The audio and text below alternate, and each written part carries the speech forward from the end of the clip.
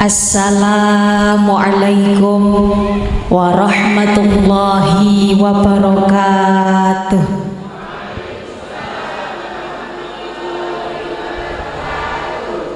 Tasih wonten ingkang ngalamun nggih Mbah Putri, niki sampun ngantuk? Dereng. Sampun lemes? Sampun dahar? Alhamdulillah. Kalau wangsuli malih salami nggih panggih nyuwun ikhlase mugi ingkang kersa jawab salam utangi enggal lunas. Amin. Amine kompak nggih Mbak. Masya Allah. Assalamualaikum warahmatullahi wabarakatuh.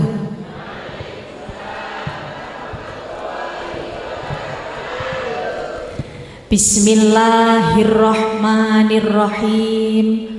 Alhamdulillah, alhamdulillahi bijami'il mahamidi ala jami'in ni'am.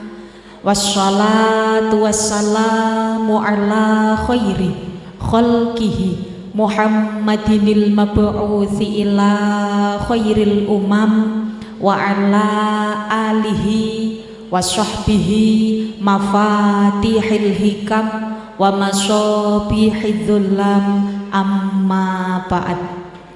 Sagunging para sesepuh dalah kasepuhan ingkang saestu tansah dahat kinabekten, ingkang saestu tansah kawula takzimi, tansah kawula antu-antu, kawula cadhong barokah doa saha ilmu-ilmunipun ingkang tansah kita sedaya dereki, kita sedaya mulyakaken beliau Al-Mukarram Romo Kiai Abdul Hamid, Al-Mukarram Romo Kiai Aminuddin ingkang tansah kita sedaya dereki, kita sedaya antu-antu barokah doa saha ilmu-ilmunipun.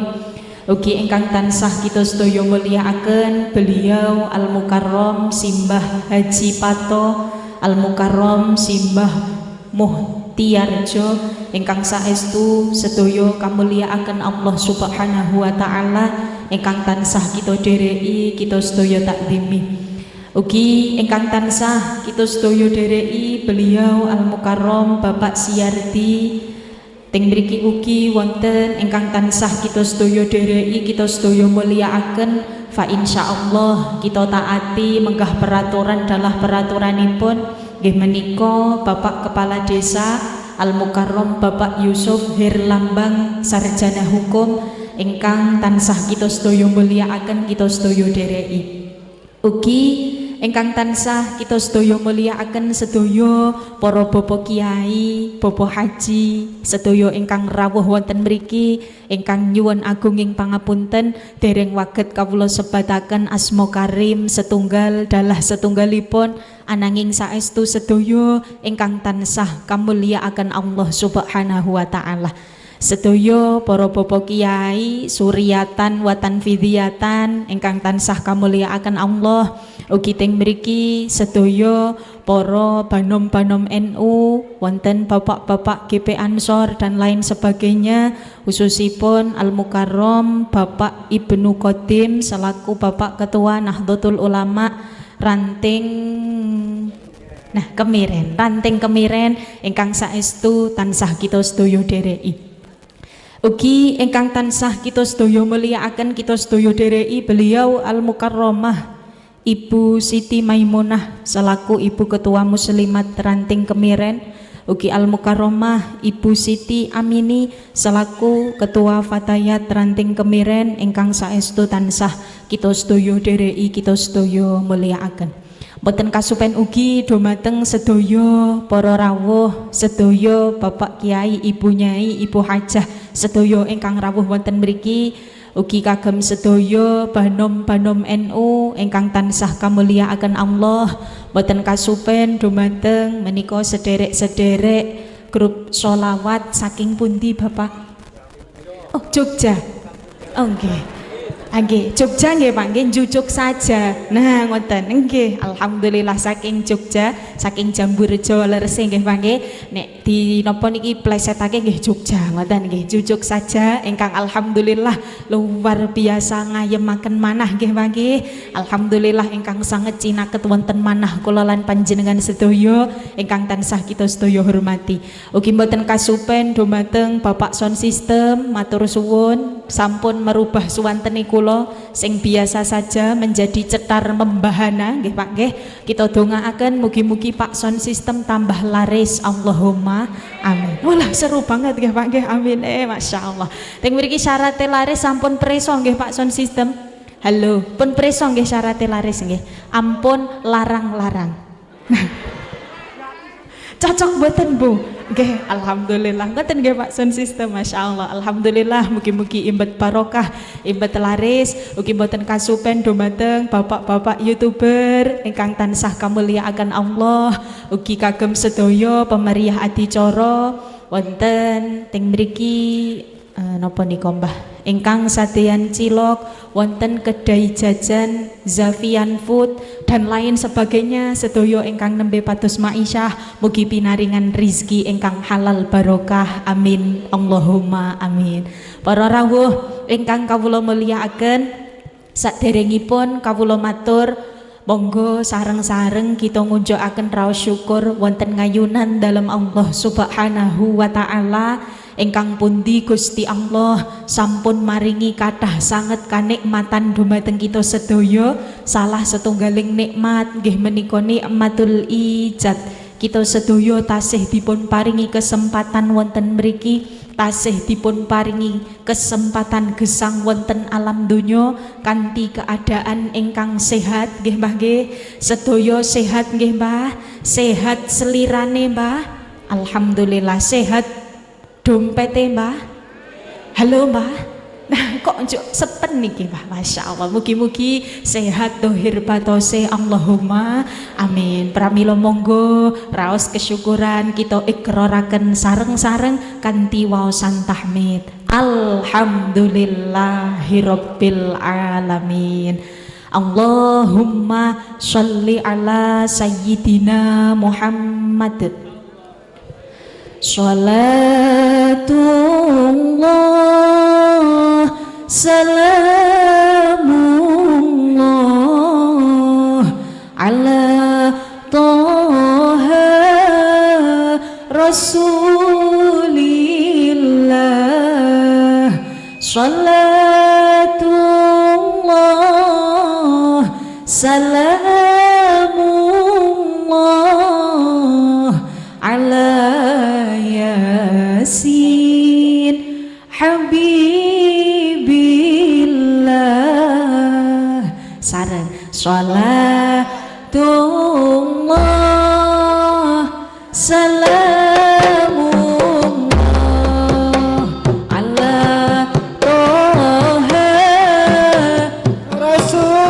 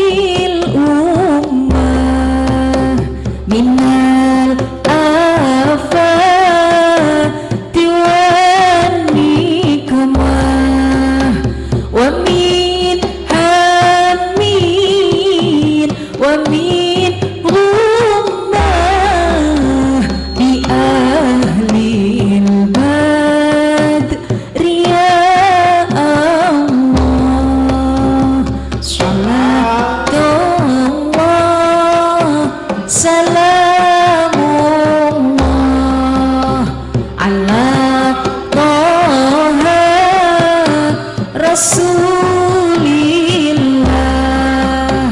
Salatullah salamullah ala Yasin Habibillah. Sallu ala Nabi Muhammad. Alhamdulillah, sholawat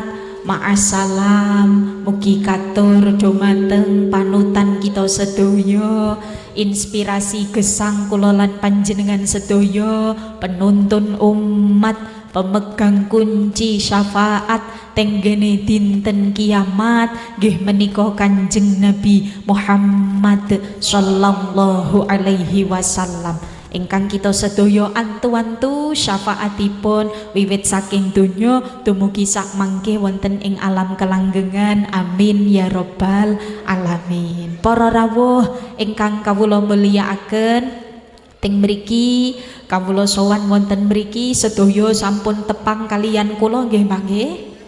Dereng estune Mbah. Nggih, lajeng badhe tepangan napa mboten Mbah? Nggih, niki kepo aja apa kepo banget Mbah? Oh kepo banget, walah nggih. Tepangan sekedap nggih Mbah. Nyuwun ikhlasipun teng mriki nepangaken Mbah nami kula Nana en ana. Gampil napa ewet? Gampil nggih mangke niku nami kula Nana, menawi nami panjangipun nggih Nana. Ngoten nggih mangke niku nama panjang. Menawi nami lengkap kados ingkang kala wau sampun kasebataken Fikri Nilnal Muna Labibah. Gampil angel, sinten sing ngandika angel nggih Pak nggih, ewet nggih Pak. Walah nggih, pun mboten napa-napa nyumanggaaken panjenengan ingkang badhe nimbali dos pundi. Kemutane Fikri nggih monggo, kemutane Nana nggih monggo, Nilna nggih monggo nyumanggaaken. Ngoten nggih Pak nggih, kawula saking Kaliyangkrek. Monggo menawi pas kapan wekdal tindak daerah Kaliyangkrek kersa pinarak. Ngoten nggih Pak nggih. Sampun napa malih? Kenalane sampun nggih Mbah, makin nek kirang Sherlock mawon kula sowani ngoten nggih. Para rawuh ingkang kawula mulyakaken, saestu bingah remen sanget kawula waget sowan dumateng sederek-sederek wonten kemiren teng mriki sedaya kompak kadosipun ingkang rawuh niki nek dijumplah saking pojok kanan dumugi pojok kiri sedaya wonten 7.000 nggih Mbah. Amin. Teng mriki nggih kalih mulai kate ngendikane Pak Hadroh, masyaallah sedaya kompak sanget, sedaya regeng sanget. Mugi-mugi kanthi lumantar selapanan wonten siang menika, lumantar pepanggihan kula lan panjenengan sedaya dadosaken sababiah kiyambak waget nggayuh ridhonipun Allah Subhanahu wa taala. Amin Allahumma amin. Para rawuh ingkang kawula mulyakaken, kala kepengker kawula katimbalan kalian sederek-sederek wonten kemiren teng mriki dipun dawuhi sowan wonten mriki nderekaken panjenengan sedaya mbok bilih sak mangke anggen kawula matur dumateng Bapak Ibu sedaya kathah kekiranganipun, kathah kalepatanipun saestu nyuwun agunging pangapunten. Ngoten nggih mangke niki remen sanget, bingah sanget kita sedaya waget kempal wonten majelis ingkang sae, majelis ingkang saestu dipun padosi kalian malaikat-malaikate Gusti Allah. Malaikate Gusti Allah niki selalu madosi piyantun-piyantun ingkang kersa dzikir, piyantun-piyantun ingkang kersa hadir wonten majelis ngilmu. Juga Mbah teng mriki kita sedaya dengan adanya selapanan kados mekaten niki kathah sanget kemanfaatane, kathah sanget barokahe. Napa malih wonten Nahdlatul Ulama, organisasi Islam terbesar di dunia.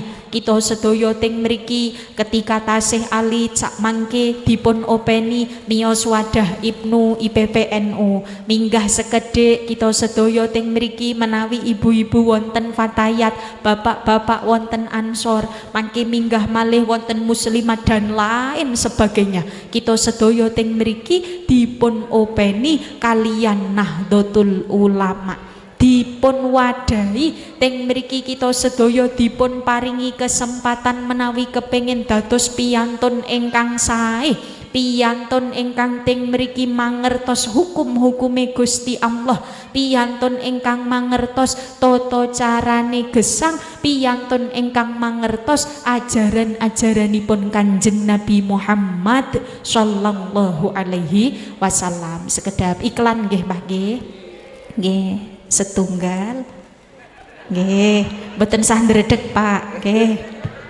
Oh Mas, oh tasih Mas, oh Mas Dani ngoten nggih nek tenggen napa nek nah niku nggih matur sembah nuwun Mas nggih mangke nek Pak ndak ditokani malih nggih Pak Masya Allah komplit niki nggih Mbah nggih panjenengan sampun pikantuk napa dereng sampun monggo kalih dipun kersakaken ngoten nggih ibu-ibu para rawuh ingkang kawula mulyakaken nerasaken matur tenggen mriki kita sedaya dipun wadahi kita sedaya teng mriki dipun paringi kesempatan menawi kepengin mangertos kados napa to ajaranipun Kanjeng Nabi keranten kiambak niki kok nek langsung jujuk teng kene Kanjeng Nabi nggih kangelan Mbah keranten kiambek boten meningi secara langsung bagaimana tindak lampahipun Kanjeng Nabi lajeng carane kita sedaya kenal kalih Kanjeng Nabi kita sedaya mangertos ajaran-ajaran yang dibawakan Nabiullah Muhammad sallallahu alaihi wasallam niki dos pundi dengan cara nyaket kalian para ulama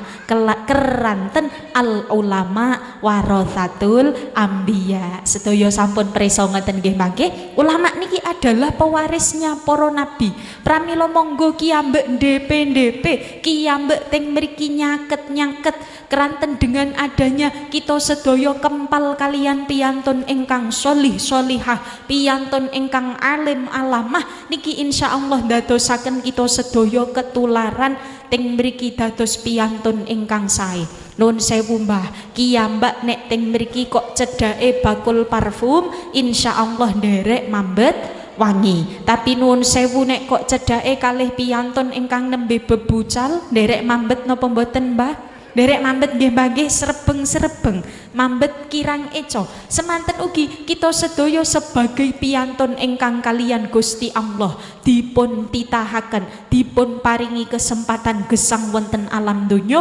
monggo kiambek milih kepengin caket kalih piyantun ingkang sae napa piyantun ingkang kirang sae keranten para rawuh ingkang kawula mulyakaken kita sedaya niki termasuk golonganipun piyantun ingkang bejo piyantun ingkang tasih diparingi kesempatan kalian Gusti Allah niki pun ngantuk napa dereng Mbah pun bosen napa dereng kalih kula dereng pokoke ngenten nggih Mbah kula asring matur wonten pundi-pundi nek sampun bosen nderek dipun kode ngoten nggih Mbah panjenengan waget dehem-dehem ngoten nggih Mbah nggih mangke nek pun enten sing ngoten kula tak pamit mantuk setuju nggih sing wingking waget dada-dada nggih Bu nggih mangke nek sebelah mriki pun dada-dada sing ngajeng pun ngoten tak pamit mantuk ngoten nggih mangke para rawuh ingkang kawula mulyakaken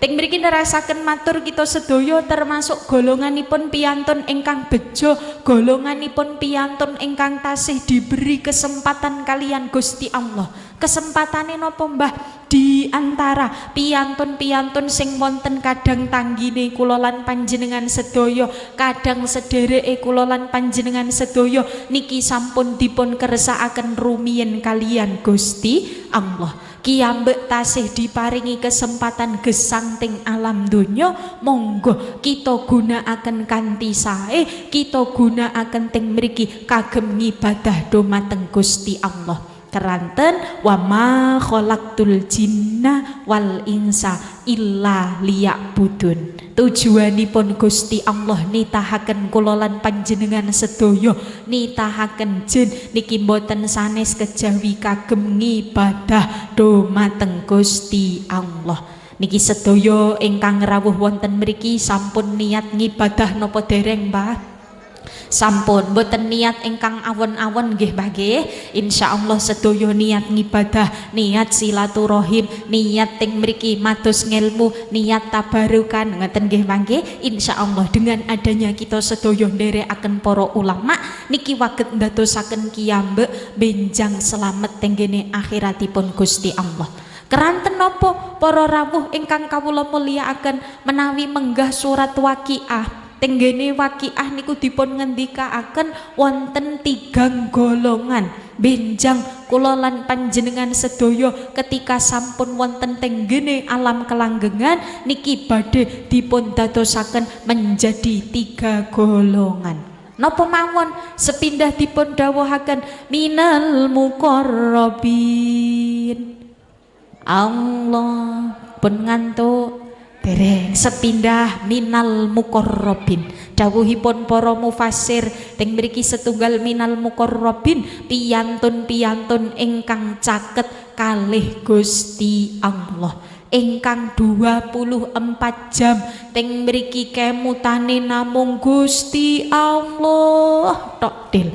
Ingkang kathah zikire kalian Gusti Allah. Ingkang kathah kemutane kalian Gusti Allah. Kinten-kinten Mbah kita sedaya menawi badhe sare kemutan Gusti Allah ndedonga napa mresani HP. Halo, HP sebelah mriki HP nggih Mbah nggih.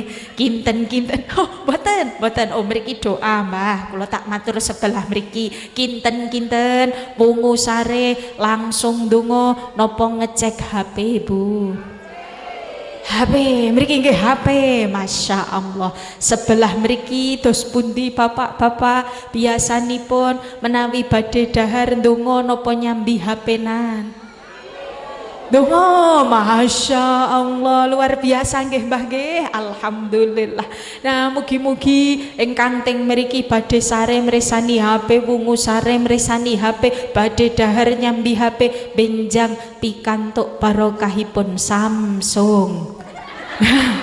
Amin, sinten sing amin Mbah? Masya Allah. Nek boten Samsung nggih teng mriki Vivo, Oppo, Realme, werni-werni nggih Mbah nggih. Masya Allah, mugi-mugi kita sedaya niki sinaos dereng waget dzikir teras kalih Gusti Allah, dereng waget melebet golongan minal muqarrabin, tapi mugi dipun paringi kesempatan ngatah-ngatahaken dzikir dhateng Gusti Allah. Amin Allahumma amin. Niki kula terasaken matur nggih Mbah nggih, sepindah minal muqarrabin piyantun-piyantun ingkang caket kalih Gusti Allah. Sinten para mufasir ngendikaaken sing termasuk minal muqarrabin niki satu anbiya, para nabi-nabine Gusti Allah, aulia, para wali-walinipun Gusti Allah. Wali min auliyaillah nggih Mbah nggih, sanes wali murid, wali santri, wali-wali daya. Nah, mboten, tapi wali min auliyaillah. Teng mriki wali-waline Gusti Allah ingkang caket kalian Gusti Allah. Ingkang 24 jam teng mriki ngatah-ngatahaken dzikir dhateng Gusti Allah. Kinten-kinten Mbah kita sedaya 24 jam niki kadang menggalih utang barang napa mboten Mbah? Nggih Mbah nggih, boten menggalih Gusti Allah teras nggih Mbah, dereng waget, tapi mugi-mugi benjang waget. Allahumma amin. Niki setunggal minal muqarrabin. Kinten-kinten kita sedaya sampun termasuk napa dereng Mbah? Dereng nggih Mbah. Sing nomor kalih dipun dawuhaken teng mriki dipun ngendikaaken teng ngene surat Waqiah setunggal minal muqarrabin sing nomor kalih min ashabil yamin. Boten gumun nggih Mbah, walaupun kula aru-aruwi soale. Nah, teng mriki sing nomor kalih min ashabil yamin, piyantun-piyantun ingkang benjang badhe nampani buku catetan ngamal ngagem asta ingkang tengen. Dados teng mriki carane kita sedaya waget melebet golongan min ashabil yamin niki dengan cara dos pundi kiyambek ngatah-ngatahaken amal saene daripada ngamal awone. Kita sedaya ngatah-ngatahaken ngibadahe daripada maksiate. Kinten-kinten nek sederek wonten serumbung mriki menawi diajak tahlilan ngantuk napa mboten? Ngantuk. Pengaosan teng mriki manakiban, simaan, dangdutan mboten? Masya Allah, ngoten nggih Mbah nggih. Nah, teng mriki kinten-kinten juk kita sedaya pun termasuk min ashabil yamin napa dereng? Dereng. Masya Allah, setunggal dereng, ranking kalih nggih dereng. Lajeng napa Mbah teng mriki sing nomor 3 golongan apa yang disebutkan Gusti Allah teng ngene dawuhipun nggih menika minal mukadzibinad dhalin, piyantun-piyantun ingkang kesasar, piyantun-piyantun ingkang teng mriki mboten kanten-kantenan, naudzubillahi min dzalik, ingkang kuatah dosane, piyantun-piyantun ingkang ting mriki supe kalian Gusti Allah, piyantun-piyantun ingkang ting mriki mboten nate taat dumateng Gusti Allah. Mugi-mugi kita sedaya dipun reksa nggih Mbah nggih. Niki sepindah minal muqarrabin sing nomor kalih min ashabil yamin, nomor 3 minal mukadzibinad dolin. Kinten-kinten kula wau kula matur sepindah ketika kula matur minal muqarrabin pun termasuk dereng, kathah ingkang jawab dereng. Min ashabil yamin empun napa dereng, kathah ingkang jawab dereng. Lajeng dos pundi keadaane kula lan panjenengan sedaya nek kok ngantos tenggene keadaan minal mukadzibinad dolin niki nggih mboten kersa. Leres ngoten nggih Mbah, mboten kersa kiyambek kepengin dados piyantun ingkang selamat, kiyambak kepengin dados piyantun ingkang bejo donya akhiratipun.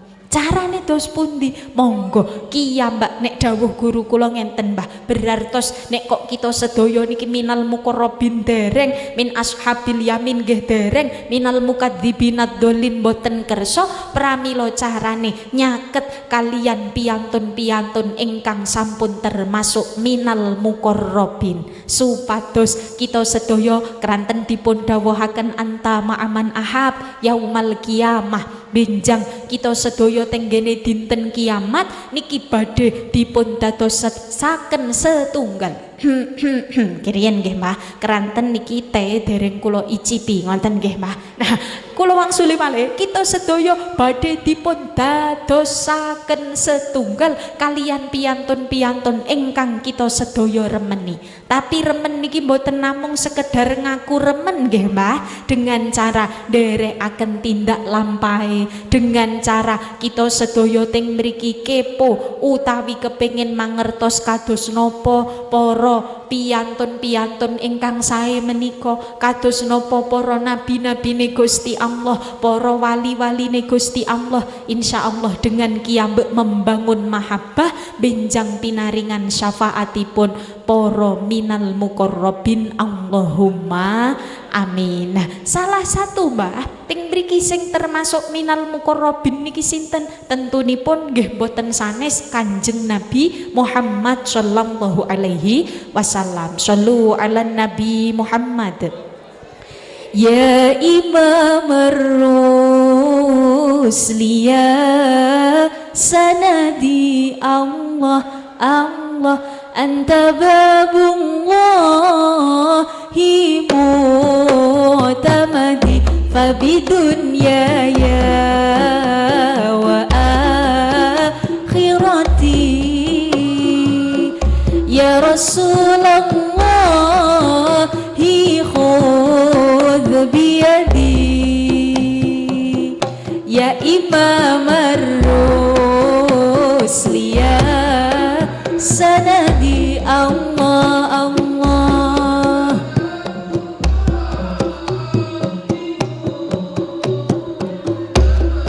fabidunya ya wa akhirati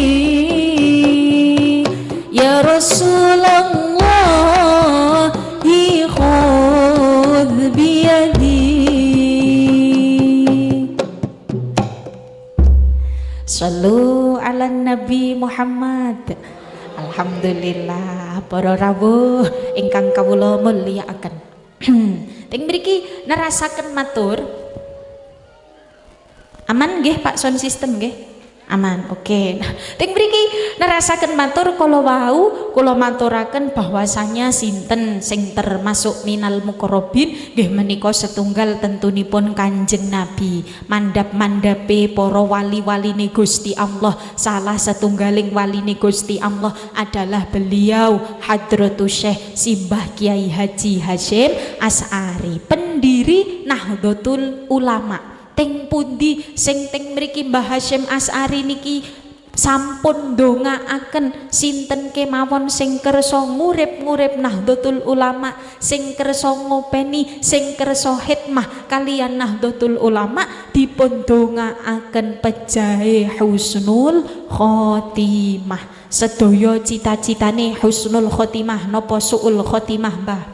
husnul khotimah. Sedaya kepengin sae nggih Mbah nggih. Nah niki monggo kiyambek semangati antuk nderek Nahdlatul Ulama, antuk nderek fatayat muslimat, kita sedaya hikmah dhateng Nahdlatul Ulama. Insyaallah Mbah dipun dongaaken pejah kanthi husnul khotimah dumugi putra wayahe. Pundi wonten organisasi sing teng mriki ndongaaken sedaya pengikute, ndongaaken kula lan panjenengan sedaya. Bahkan menawi dipun urut-urut niki Mbah sanad ke NU-ane Mbah Hasyim Asy'ari niki musalsal ila Rasulillahi sallallahu alaihi wasallam. Pramila tambah mantep antuk nderek NU nggih Mbah nggih. Sinaosa kita sedaya niki tasih kathah dosane, kathah napa mboten Mbah? Katose sing mboten jawab mboten kagungan nggih Mbah nggih. Kagungan mboten Mbah? Oh kagungan, alah nggih, panci kita sedaya niki sebagai menungso biasa mesti kadang lepat barang, ngoten nggih Mbah, kadang kagungan dosa. Sing mboten kagungan dosa adalah Kanjeng Nabi. Nek kita sedaya tasih kagungan dosa keranten mboten Kanjeng Nabi, tapi Kanjeng Mami dan Kanjeng Papi, ngoten nggih Mbah nggih. Nah, dados pantes nek kita sedaya niki kathah dosane, kita sedaya nggadahi dosa, tapi ingkang baken ampun supe nyuwun pangapunten dumateng Gusti Allah. Ki ambek menyadari nek panci dhaif, ki ambek menyadari nek panci boten gadahi kegiatan babar blas. Niki nerasaken matur Mbah, kala